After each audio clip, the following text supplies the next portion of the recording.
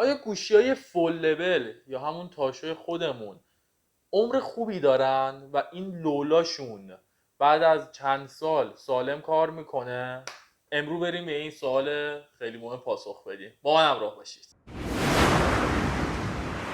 سلام به همه، اینجا استودیو چیپست و من علی کاظمی هستم. برگشتم با اولین ویدیوی جدی تور بعد از حدود 10 ماه. میخوایم امروز بررسی کنیم ببینیم آیا گوشی‌های فول لول یا هم گوشی‌های تاشو بعد از حدود 2 سال 3 سال چه وضعیتی پیدا میکنن و آیا ارزش خرید دادن، استحکامشون حفظ میکنن، لولاشون به خوبی کار میکنه، باتریشون چی جوریه، سخت افزارشون، دوربینشون بعد 2 3 سال هنوز عملکرد خوبی داره یا نه. با من همراه باشید. بیاید با هم بخش بررسی کنیم. اصلا بیایم بعد 3 سال یه گوشی فول لول و یه گوشی که یه طراحی جدیدی اون سالهایی که اومده بود داشت و بیایم از لحاظ طراحی، از لحاظ سخت افزار، از لحاظ دوربین، از لحاظ کارایی، از لحاظ نمایشگر و چیزهای دیگه بیایم بررسی کنیم ببینیم آیا ارزش خرید دارن الان گوشی‌های فول لول که شما الان یه گوشی فول لولی مثلا مثل زد فولد 5 مثلا بخرید، آیا 3 سال 4 سال دیگه هنوز اون کارایی خوبو داره، هنوز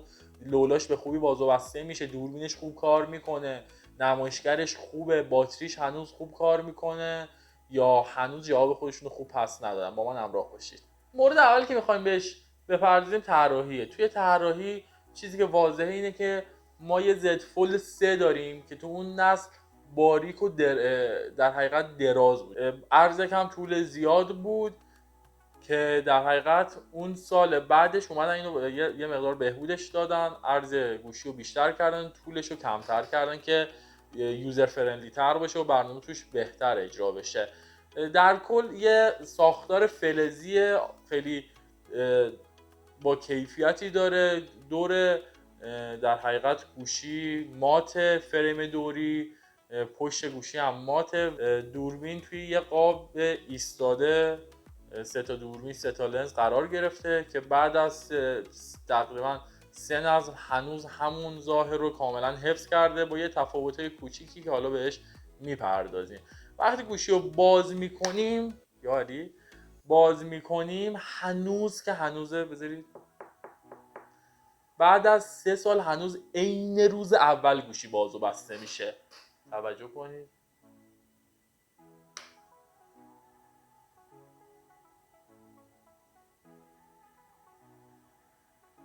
هنوز در همه زاویه ها گوشی حفظ میشه زاویهش و در نهایت هم که بسته میشه. لولا هنوز بهترین کارایی خودش رو داره نشون میده، انگار که گوشی تازه همین الان از جعبه در اومده و خیلی عملکرد خوبی داره. همونجور که میبینید این گوشی از دست من زیاد افتاده که حالا اگه بخوام نشونتون بدم این حاشیه گوشی خیلی زخمی شده و این بالا یه ضربه خورده، ولی با این که انقدر گوشی از دست من افتاده و LCDش و در حقیقت فریم دوری ضربه خورده، ولی خدا رو شکر هیچ آسیب جدی ندید و در حد چند تا خط و خش بوده. گوشه که باز میکنیم مثل همین نسل آخری که اومده، دور فریم در حقیقت یه فریم لاستیکی شکل داره که محافظت میکنه از زمانی که گوشی بسته میشه دو تیکه گوشی روی هم قرار میگیره. صفحه داخلی یه صفحه باز با یه نسبت تصویری که حالا دقیق براتون توی تصویر می‌نویسم الان یادم نیست دقیقاً نسبت تصویرش به چه شکله قرار داره. دوربین زیر نمایشگر که واقعاً اون سال جذاب بود و یکی از خفن ترین تکنولوژی بود که اون سال سامسونگ معرفی کرد. یه صفحه نمایشگری که پلاستیکیه و اون پروتکشن روشه که بکنید خط و خش به راحتی روش میفته، همینطوری که فکر کنم الان ببینید روی اینم افتاده ولی اونقدر تو چشم نیست. این گوشی روی صفحه نمایشگر داخلش یه دونه پروتکشن نایلونی داشت که بعد حدود 1 سال و 2-3 ماه استفاده این وسط جای لولا بلند شده بود و هی وقتی بازو بسته می‌کرد هی داشت باد می‌کرد، زیرش خاک میرفت، لق صدا میداد و یه حالت بدی داشت که من دیگه اونو کندم و هنوزم داره به خوبی کار میکنه. نمایشگر روی گوشی نمایشگر 120 هرتزیه و داخل گوشی هم به همین شکلی نمایشگر 120 هرتزیه.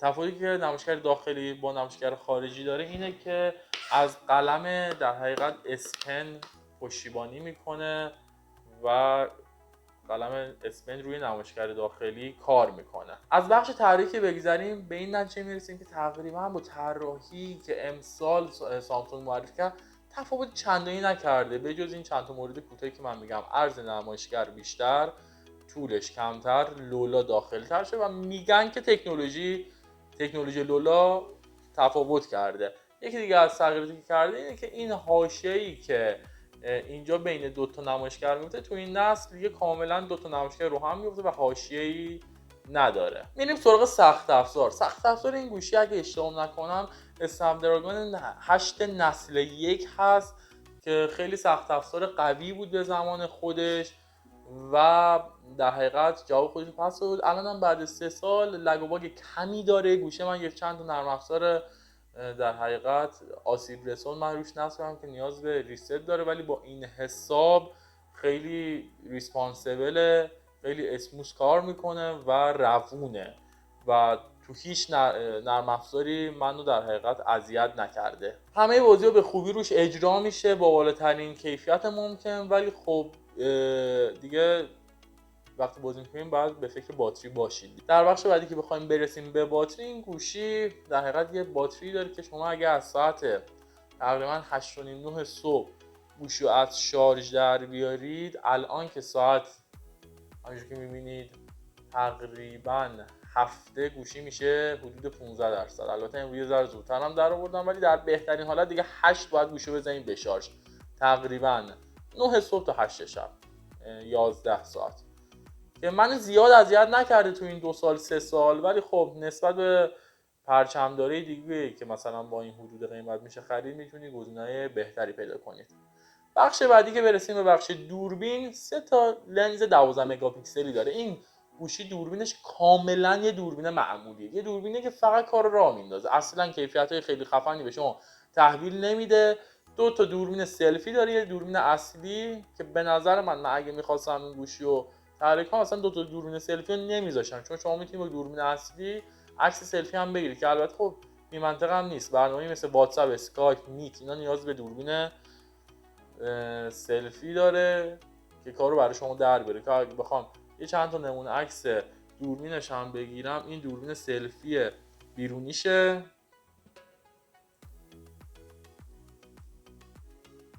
این دوربین سلفی داخلیشه با یه نور خیلی خوب. اصلیش هم بخوام بگیرم که یه قابلیتی که با دوربین اصلیش میشه سلفی گرفت، این هم دوربین اصلیشه در 3 تا زوم اصلی، اولترا در حقیقت واید و ماکرو.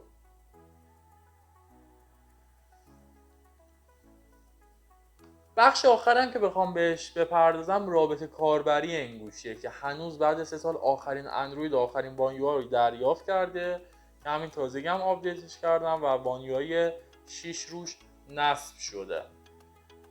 من با توجه به کارهایی که خودم ازش میخواستم اون زمانی که این گوشی خریدم دنبال یه حالت لاکچری بازی و یه حالت مثلا شیک بودن و قشنگ بودن گوشی میگشتم که مثلا یه مقدارم چجوری بگم تو چش بزنه مثلا، ولی خب کارایی آنچنانی برای من نداشت، با اینکه مثلا اکثر ویدیوها رو من دیگه توی اون حالت بازش میبینم، ولی خب شما اکثر کارایی که از این گوشی میکنم با همون صفحه نمایشی روش انجام میدید. احتمالا من گوشی بعدی که بخوام بخرم با توجه به قیمتی که الان این گوشی نسخه‌های جدیدش داره و نمونه‌های جدیدش داره، میرم سراغ پرچمداری سامسونگ S23 اولترا که احتمالاً دیگه سراغ S23 هم نرم، برم سراغ S24 که بعدیه، پرچمدار بعدیه.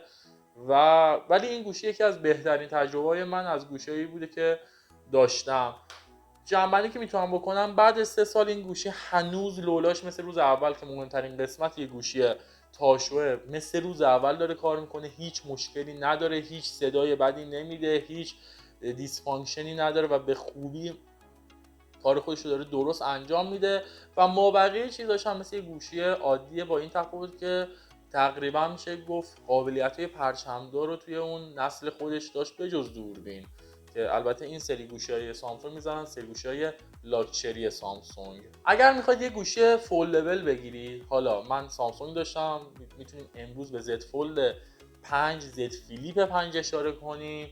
من پیشنهاد میکنم که اگر کاراییش براتون منطقی بگیرید، نگران لولاش نباشید. البته لولاش نباید زیاد در معرض گرد و خاک باشه و اگه زیاد مثلا گرد و خاک بره ممکنه خراب بشه، ولی در مجموع هم ضد آبه هم خوب کار میکنه، مشکلی نداره از این بابت. اگر ویدیوی پیج من، کانال من خوشتون میاد، حتما منو سابسکرایب کنید. خب بکنید دیگه، حالا چی میشه؟ یه دونه به اون سابسکرایباتون اضافه میشه، اتفاق خاصی نمیفته ولی خیلی به من کمک میکنه. یه کامنت خیلی خوشگل برام بذارید، در وهله اول بهم انرژی بدید و منو ترغیب کنید که ویدیوی بیشتری بذارم. در وهله بعدی ازتون خواهشی که دارم اینه که اگر انتقادی یا پیشنهادی برای من دارید و راجع به موضوع خاصی میخواهید براتون ویدیو بسازم، حتما توی کامنت ها بهم بگید. لایک کنید ویدیوهامو، سابسکرایب که بهتون گفتم، زنگوله رو حتما بزنید که در اسرع وقت که براتون ویدیو میذارم نوتیفیکیشنش براتون بیاد و از ویدیو من مطلع بشید. خیلی خوش اومدید به ویدیو من. اینجا استودیو چیپس. تا برنامه بعدی من از شما خداحافظی میکنم. خدا نگهدارتون.